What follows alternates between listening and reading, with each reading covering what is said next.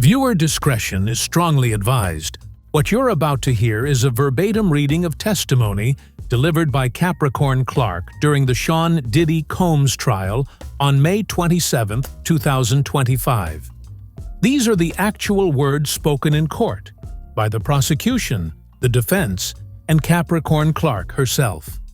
Some language has been censored to comply with YouTube's guidelines, but none of the content has been exaggerated or taken out of context. All individuals mentioned are presumed innocent until proven guilty in a court of law. The source of this transcript is a courtroom reporter from Inner City Press on X.com. Proceed with caution and listen at your own discretion. The government calls Capricorn Clark. Where did you grow up? Born in San Francisco, moved to LA, worked for Death Jam, then Death Row Records, a late 90s gangster rap label. What was your relation to Mr. Knight? He is the father of my friend's child. Then you worked for Shaun. Yes, he is over there in a blue sweater. I worked for him from 2004 to 2012. Were you kidnapped? Yes. When did you first meet Mr. Combs? When I moved to NYC in 2002. We were super platonic friends. A headhunter said I should work for him as a personal assistant.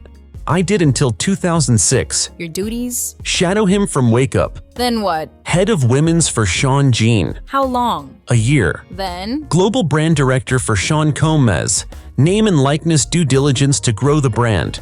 Then I was terminated until 2016 for Cassandra Ventura. Did you work in this building? Yes, we moved there in 2005. Your first day. Where did Mr. Combs take you? Central Park after dark along with Uncle Paulie. He looked like a linebacker. Does this photo look like him? No, he doesn't have on the blackout shades he wore all the time. What did Mr. Combs tell you in the park? That's since I'd worked for Mr. Knight.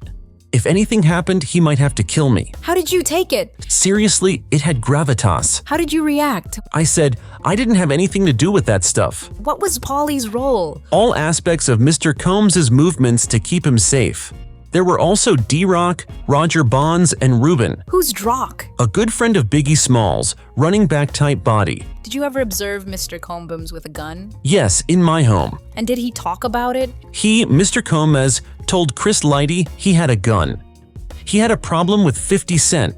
Were you ever accused of stealing? Yes.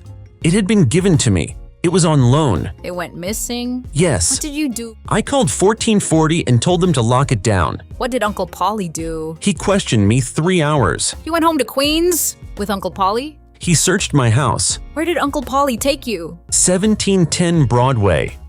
It was dilapidated. It was being fixed up, but I didn't know that. Uncle Paulie took me to the 6th floor. The door was locked behind us. There was a 6-foot folding table and a heavy-set man. Can you describe him? 5 of me, 2 linebackers. He was chain-smoking. Did Uncle Paulie stay? Number intermittently, he came back. What did the heavy-set man say? I was there to take a lie detector test. What did he say would happen if you failed the lie detector test? That they would throw me in the East River. What was his demeanor? Very serious. I was terrified. Did you want to be taking the test? No, I was afraid. How was the test? Wires on you and they question you. Did I steal? Did he tell you the results? He said to calm down, that he couldn't get a good reading and he might have to throw me in the East River. Anyone else in the building? Not to my knowledge. Could you leave? Number Paul said no. What did Paul say at the end? That he'd come back the next day to figure this out. Another lie detector test in the same location all day. Were you free to leave? No. How long did this go on? 5 days. Did you tell anyone where you were? No, I was just trying to survive it. I worked under an NDA. What would you have been doing? Shadowing Mr. Combs. What happened after 5 days? That I could return to work, that Mr. Combs would see me the next week. Did Mr. Combs ever discuss it with you? No. Why did you continue to work with Mr. Combs? If I left, they'd think I stole. What were your days like? From his townhouse at 74th Street and Park in the morning to Daddy's house studio at night. How much sleep did you get? On a good day, 4 hours. On a bad day, 2, I got a stress condition. I was paid $55,000. Did you get paid overtime? No, I spoke to the head of HR. She said I was owed $80,000. How did Mr. Combs respond? He ripped up the paper. Would Mr. Combs stay at hotels? Yes. With whom? Kim Porter once a week. What names would he book rooms under? Frank Black, Frank White, And the girlfriends. Jackie Starr, Where did he stay? Intercontinental Buckhead in Atlanta, Beverly Hills, hotel in LA, What were in his bags? a camera, small bottles of baby oil and lube, cameras every time, What would you be doing? watching TV, ordering room service, keeping up on sleep. Afterward, I'd sweep the room for anything left behind. Any damage? Baby oil. How frequently would Mr. Combs stay in a hotel with Cassandra Ventura in 2008? Like once a week at L'Héritage, the London Intercontinental for several days. The IV drips. Did he speak to you about his relationship with Ms. Ventura? Yes. Ms. London was there. Chef Jordan in the other room. He called Cassie over, asked her to walk there. Hand me that. Go back in the other room. She did it. What did he say? You won't do that. That's why you don't have a man. What did you say? You're mothering right? Did you observe Mr. Combs obtain a girlfriend in New York and Los Angeles from one top? Molly? Ecstasy delivered to Puff or to you? Did he ask you to get drugs for him? Yes. And in the south of France? He asked me to get co? I said for who?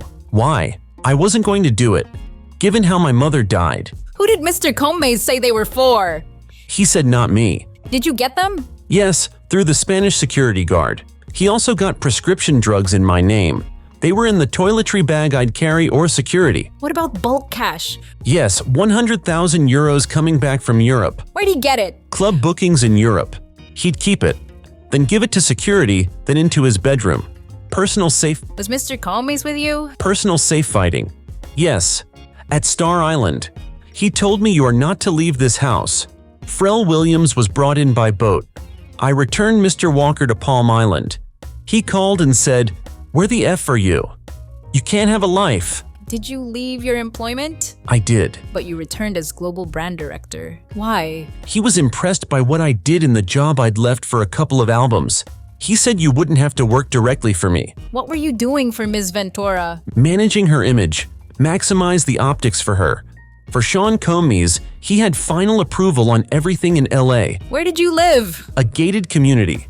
We had followed Kim Porter there. Where was Ms. Ventura? In New York City on West End. She would come to LA and stay with him, or with me, or in a hotel. Who else was Ms. Ventura seeing? Scott Muscati Cuddy. How'd you learn that? She brought him to my apartment. What did she say? She texted me they were going to this public place in LA.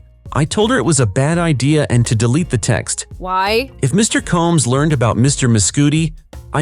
Mr. Combs paid for my phone and hers. I took Cassie to Best Buy to get a burner phone. When did Mr. Combs return to town? Not long after, he took Cassie to a hotel, the Cipriani.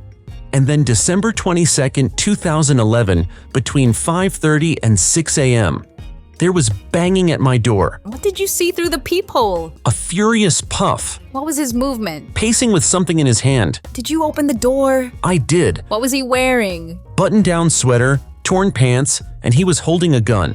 He came into my apartment and said, "Why didn't you tell me? Who is Scott?" I said, "I don't know any Scott." What did he say? "We're going to go kill this N-word." Where was the gun in his hand? I said, "I didn't want to go." He said, "I don't give a fuck what you want. Get dressed." What concerns did you have? He'd never come to my house. Did you try to escape? No, I got dressed. Who joined in? Ruben in the black Escalade. Executive class, Where was Ruben? driver's seat. I got in the back seat, right-hand side. Mr. Combs was in the left next to me. Usually he would have sat in the front, in his lap. How long does it take to drive from your home at the time to Kai's house in the Hollywood Hills? If you push it 15 to 20 minutes, What did Mr. Combs and Rube do at Kai's house? they went in. Could you see in? Yes. What did you do? I called Cassie on her burner. I said, "Cassie, where the fuck?" I told her Puff was at Cody's house. Then I changed her number in my phone to my best friend Stormy. What did you hear on the phone? That Scott was at Cassie's. When Mr. Combs came back, what happened? He took my phone and called the last number. Then I saw Cootie driving up. Mr. Combs, we drove off and saw the police driving the other way toward Quiz. Puff was pulling himself together. We stopped at the Key Club and he told me to call Cassie, What did he tell you to tell Cassie? that he had me and wouldn't let me go. How did Miss Ventura respond? She said, "Okay, come get me." She was calm. Who drove you home? Ruben. What did Mr. Combs then tell you? To convince Cuddy not to say that it had been him at his house. I picked up Cassie. Where did you go? We went to Quees and tried to convince him not to file a police report. What did you tell them? That puff came to my house with a gun. How was Cassie? In the fetal position. Mr. Combs kicked her all the way to the street. She was crying silently. Where was he hitting her? Her back. Her backside. Where were you? 5 feet away, so was Rube. What did Mr. Combs say to you? He said, "If you jump in, I'm going to f you up too." What did Rube do? Nothing. Who did you call? Drock. I told him, "Tell your brother to stop Puff. He is beating the f out of her." I called Polly too. I said he'd take care of it, but Rube did nothing. What next? Mr. Combs told me to get the f out too. I left on foot. Could you still see her getting beaten until you went around the bend? Then who did you call? Yes, Regina Ventura. I told her he's kicking the shit out of your daughter. I can't call the police, but you can. Why didn't you call the police? The mission of the day was to get Cootie, so no calling police. This email, who is it from? Cassie.